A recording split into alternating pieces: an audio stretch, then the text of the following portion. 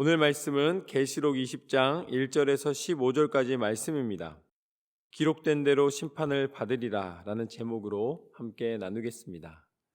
이 계시록 말씀은 읽고 또 읽고 읽고 또 읽어도 쉽지가 않습니다. 왜냐하면 거기 나와 있는 것이 상징적인 표현들이 많고 또 우리가 경험한 것을 이야기하고 있는 것이 아니라 앞으로 나타내실 것을 이야기하시기 때문에 우리가 읽으면서 어떻게 보면 영적으로 깊이 들여다보지 않으면은 그 내용들을 파악하기가 쉽지가 않습니다. 그러나 한번 하나님이 이것을 열어주시면 이 계시록처럼 하나님께서 우리에게 은혜를 베풀어 주시는 그 책이 없습니다. 여러분들 이 계시록 말씀을 통해 여러분 안에 하나님이 원하시는 하나님의 뜻과 마음이 온전히 깨달아지시기를 소망합니다. 오늘 말씀을 보면 이렇게 시작을 합니다. 또 내가 봄에 천사가 무저갱의 열쇠와 큰 쇠사슬을 그의 손에 가지고 하늘로부터 내려와서 용을 잡으니 곧 옛 뱀이요 마귀요 사단이라 잡아서 1000년 동안 결박하여 무저갱에 던져 넣어 잠그고 그 위에 임봉하여 1000년이 차도록 다시는 만국을 미혹하지 못하게 하였는데 그 후에는 반드시 잠깐 노일이라. 이 하나님이 사단에게 계획하신 일을 우리에게 알려주십니다. 그것은 뭐냐면 한번 1000년 동안 사단을 잡아서 가두어 놓는다는 것입니다. 그런데 그것을 천사를 시키셔서 하나님이 잡아 놓으신다는 거예요. 그런데 여기서 우리가 사단이라 호칭하는 것이 용이라고도 하고 옛 뱀이라고도 하고 마귀라고도 하고 사단이라고도 하는 어둠의 존재를, 이 사단을 하나님께서는 1000년 동안 가두어 두신다라고 말씀을 하십니다. 그런 다음에 잠깐 놓이게 되고 그 다음에 다시 잡으신다는 말씀이시겠죠. 그런데 1000년 동안 잡아다 두시는 그 상징적인 것은 사단을 1000년 동안 잡는 데 주목하시는 것이 아니라 왜 그 기간 동안에 하나님이 가두실까라는 질문에 대해서 하나님이 예비하신 것이 있기 때문입니다. 그것은 무엇이냐면 4절 말씀에 보면 또 내가 보좌들을 보니 거기에 앉은 자들이 있어 심판하는 권세를 받았더라. 또 내가 보니 예수를 증언함과 하나님의 말씀 때문에 목배임을 당한 자들이 영혼들과 또 짐승과 그의 우상에게 경배하지 아니하고 그들의 이마와 손에 그의 표를 받지 아니한 자들이 살아서 그리스도와 더불어 1000년 동안 왕노릇하니 그 나머지 죽은 자들은 그 1000년이 차기까지 살지 못하더라. 이는 첫째 부활이라. 하나님이 뭘 말씀해 주시고 싶으신 거예요? 이마에 표를 받지 않고, 이마에 표를 받지 않으면은 이 세상을 살아가는 생활이 거의 불가능했다라고 말씀하고 계십니다. 그렇기 때문에 세상의 원리나 세상의 거짓과 세상의 방법으로 자기가 살기 위하여서 하나님을 배반하는 그런 일을 벌이지 않고 이제는 신실하여 하나님의 뜻대로 순종하며 죽기까지 하나님 앞에 나아갔던 모든 하나님의 백성들을 어떻게 하신다는 거예요? 다시 살리시사 부활시키시사 1000년 동안 예수님과 더불어 왕노릇하게 해주신다. 그러니까 먼저 참여하는 거예요. 하나님의 영원한 생명과 나라가 있습니다. 다 그것은 누리는 것입니다. 예수님의 이름으로 구원받은 자들이 누리는 것인데 특별히 그 중에서도 순교한 사람들이라든지 아니면 목숨을 걸고 주의 복음을 지킨 사람들을 하나님은 구별하셔서 먼저 1000년 동안 왕노릇하는 특권을 주시는 것입니다. 여기에서 그 1000년의 의미는 말씀에 나와 있는 논리대로 이야기하자면 그 1000년 동안에 하나님께서는 특별히 하나님의 백성 가운데서도 이 더 구별된 사람들을, 하나님의 사람들을 그들에게 왕노릇할 수 있는 시간을 허락해 주시는 것입니다. 왕노릇이라기가 우리 한국말로 표현하니까 이게 노릇이라 그래서 좀 그런데 왕처럼 예수 그리스도와 함께 동행하며 그 고생에 대하여서 그 핍박과 그 고통에 대하여서 하나님이 인정해 주시는 시간을 허락해 주시는 것이죠. 저는 여러분에게 하나님의 예비하신 모든 축복이 임하시기를 주님의 이름으로 축원합니다. 이것을 가리켜 첫째 부활이다 라고 이야기하고 계신 거예요. 사단이 가둬진 동안에 먼저 부활하여서 그 기간을 누리는 그 사람들에게, 천년이 차기까지 이 누리는 사람들에게는 첫째 부활이다 라고 말씀을 하십니다. 그러면서 그 첫째 부활에 대해 뭐라고 말씀하시냐면 6절 말씀에 보면 이 첫째 부활에 참여하는 자들은 복이 있고 거룩하도다. 둘째 사망이 그들을 다스리는 권세가 없고 도리어 그들이 하나님과 그리스도의 제사장이 되어 천년 동안 그리스도와 더불어 왕노릇하리라.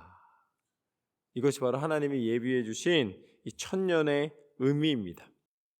그 다음에 7절 말씀을 보면 천년이 참에 사단이 그 옥에서 놓여, 말씀대로예요. 그렇죠? 잠깐 놓이리라 하셨잖아요. 그 말씀대로 천년이 차니까 어떻게 됩니까? 사단이 놓였습니다. 그 다음에 어떤 일이 벌어지는가? 8절부터 보면은 나와서 땅의 사방 백성 곧 곡과 마곡을 미혹하고 모아 싸움을 붙이리니 그 수가 바다의 모래 같으리라. 그들이 지면에 널리 퍼져 성도들의 진과 사랑하시는 성을 두루매 하늘에서 불이 내려와 그들을 태워버리고 또 그들을 미혹하는 마귀가 불과 유황못에 던져지니 거기는 그 짐승과 거짓 선지자도 있어 세세토록 밤낮 괴로움을 받으리라. 마귀가 천년 동안 노임을 받았잖아요. 그러니까 그들이 나와서 하는 일이 뭐예요? 싸움을 벌인다 라고 나와 있죠. 마귀는 어떤 영이냐? 마귀는 미워하고 전쟁을 일으키고 마음을 이간질하고 우리의 마음을 불안정하게 하고 서로를 싸우게 만드는 거예요. 그래서 결국은 서로 파멸하게 만드는 것입니다. 그러니까 마귀가 하는 가장 가까운 데에 있는, 가장 많이 쓰는 전략이에요. 그리고 마귀는 끊임없이 미혹하고 끊임없이 욕심에 빠지게 하고 괴롭게 만듭니다. 그러나 하나님의 백성과 대적하는 마귀의 마지막은 무엇이냐면 하늘에서 불이 내려와 그 무리를 태워버린다 말씀해 주십니다. 그리고 그 가운데 그 마귀가 불과 유황못에 던져지니 그곳에 짐승과 거짓 선지자도 있더라. 결국은 사단의 무리의 마지막은 무엇이냐? 영원한 지옥입니다. 밤낮 괴로움을 받으리라. 결국 마귀에게 예비되어 있는 것은 영원한 괴로움이 그치지 않는 곳, 그곳이 바로 지옥입니다. 그 뜨거움과 고통이 끊임없이 나타나는 곳, 끊어지지 않고 멈추지 않는 곳, 예비되어 있는 지옥이고 마귀가 그곳에 들어가게 되고 마귀와 함께한 무리들은 다 지옥에 갈 수밖에 없습니다. 그 말씀에서 아주 분명하게 가르쳐 주십니다. 그렇다면 하나님의 사람들은 무엇이 예비되어 있는가? 11절 말씀부터 보면 내가 또 크고 흰 보좌와 그 위에 앉으신 이를 보니 땅과 하늘이 그 앞에서 피하여 간데없더라. 이거는 하나님이 만드신 모든 세상의 규칙을 하나님 섭리 가운데 바꾸신다는 거예요. 이제는 땅의 원리로 세상이 움직이는 것이 아니라 하나님이 예비하신 나라는 이 땅의 원리가 아닌 하나님의 원리로 움직이게 됩니다. 또 내가 보니 죽은 자들이 큰 자나 작은 자나 그 보좌 앞에 서 있는데 책들이 펴 있고 또 다른 책이 펴졌으니 곧 생명책이라. 죽은 자들이 자기 행위를 따라 책들에 기록된 대로 심판을 받으니 그 바다가 그 가운데서 죽은 자들을 내주고 또 사망과 음부도 그 가운데에서 죽은 자들을 내주매 각 사람이 자기의 행위대로 심판을 받고. 결국 하나님께서는 하나님의 사람에게 무엇을 주시는가? 세상의 잣대로 그들을 판단하지 아니하고 하나님을 향하여 믿음의 행함으로 하나님은 그들을 판단하십니다. 그래서 그들이 적혀 있는 곳이 있는데 그것이 바로 생명책이라는 것입니다. 그리고 죽은 자들이 바다가 됐든지 아니면 땅이 됐든지 그들이 모두 다 다시 살아나서 행위대로 심판을 받게 됩니다. 혹시 이런 것들에 미혹되지 않도록 한 가지를 좀 말씀해 드리고 제가 결론으로 넘어가겠습니다. 그럼 무엇이냐면 혹시 전천년설과 후천년설 들어보셨어요? 그거 뭔가 이렇게 되거든요. 별거 아닙니다. 별거 아닌데 전천년설 막 이렇게 하고 후천년설 하면서 이거 갖고서는 막 설명하기 시작하면 혼돈이 와요. 근데 그것 때문에 혼란스러워하지 마시라고 제가 이야기를 드리는 거예요. 그 천년왕국이라고 그랬잖아요. 그렇죠? 사단이 묶임 바 되고 그리고 그 1000년 동안 예수 그리스도와 더불어 이 왕노릇하리라 말씀하셨잖아요. 그렇죠?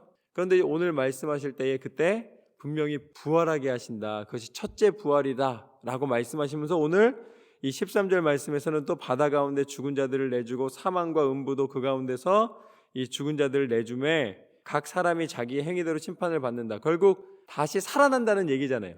그러니까 이게 1000년 전에 부활했냐 1000년 후에 부활했냐 갖고 싸우는 게 전천년설이냐 후천년설이냐 이거 갖고서 생명을 걸고 싸우는 거예요. 이것 때문에 생명을 걸고 싸우지 않으시기를 주님의 이름으로 축원합니다. 이것 때문에 뭐 이게 옳다 저게 옳다 따질 필요가 없어요. 생명책에 기록됐느냐 안 됐느냐가 중요한 거예요.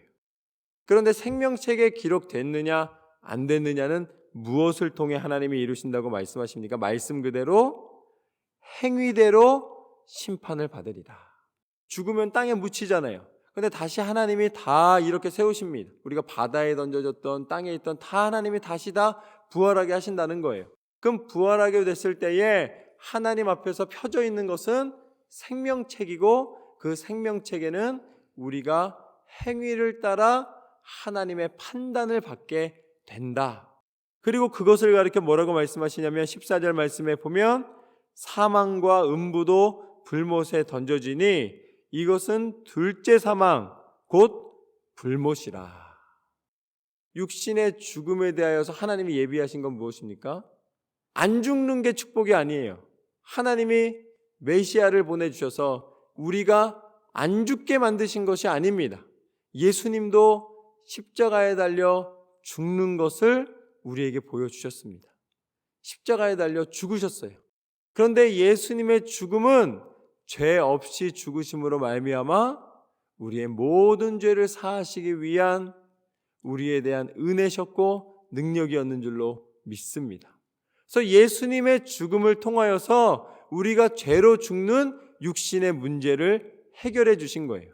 그런데 이 육신의 죽음은 하나님이 무엇을 예비해 주셨냐면 육신의 부활을 예비해 주셨습니다. 그렇기 때문에 우리가 죽은 것 같으나 잠잔다라고 표현하시는 거예요. 우리는 다 다시 일어나게 됩니다. 다시 부활의 몸을 힘입게 되는 것이죠. 그렇기 때문에 육신의 사망을 해결하시는 하나님의 방법은 안 죽게 만드신 것이 아니라 부활하게 만드신 거예요. 그것을 통해 해결하신 것입니다. 그렇기 때문에 육신의 죽음은 진짜 죽음이 아니에요. 이건 첫 번째 죽음이고 다시 부활하게 되는 잠자는 것과 똑같은 죽음입니다. 그래서 육신의 죽음을 슬퍼할 필요가 없다라고 말씀하시는 이유는 이것으로 끝나는 것이 아니기 때문입니다.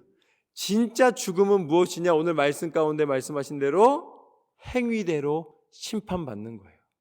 이게 진짜 죽음입니다. 하나님 앞에 판단을 받는 그 순간 진짜 죽음은 여기에서 뭐라고 말씀하시냐면 둘째 사망은 불못에 던져지는 거예요. 죽음은 지옥 가는 것입니다. 진짜 죽음 둘째 사망은 불못에 던져진다. 근데 불못에 누가 던져졌습니까? 마귀가 던져졌잖아요. 마귀에게 속한 사람들은 결국은 진짜 죽음을 맞이할 수밖에 없는 것이죠. 그러나 하나님의 사람은 육신의 죽음으로 끝나는 거예요. 육신의 죽음이 다시 부활의 몸을 힘입은 다음에 그 이후로는 죽음이 없이 무엇입니까?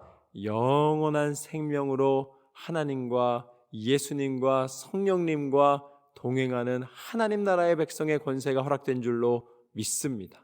그래서 우리는 더 이상 죽음을 두려워하는 사람이 아니라 하나님과 함께할 하나님의 나라를 바라보며 소망 가운데 날마다 승리하는 사람인 줄로 믿습니다. 계시록을 통해서 하나님이 선포하시는 것은 하나님의 나라예요. 하나님의 통치입니다. 하나님의 권세입니다. 하나님이 예비하신 영원한 생명의 능력입니다.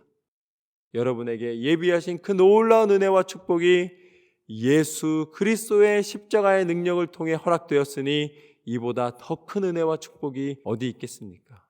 그리고 우리를 살리시는 그 영원한 생명의 능력을 예수 그리스도의 부활과 더불어 우리 가운데 이미 보여주셨기 때문에 우리는 막연하게 걷는 신앙의 삶이 아니라 예수님을 바라보며 우리를 영원히 살리시는 그 생명의 나라를 바라보는 분명한 증거를 보고 가는 사람들입니다. 저는 이 믿음의 능력이 저와 여러분의 삶 속에서 날마다 고백되어지고 감사하며 살아가는 삶이 되시기를 주님의 이름으로 축원합니다. 오늘 계시록 말씀처럼 우리는 하나님의 축복받은 하나님의 자녀라. 그리스도 예수 안에서 구원받은 그 은혜와 능력을 감사하며 이제는 전하는, 선포하는 믿음의 삶을 살아가시기를 주님의 이름으로 축원합니다.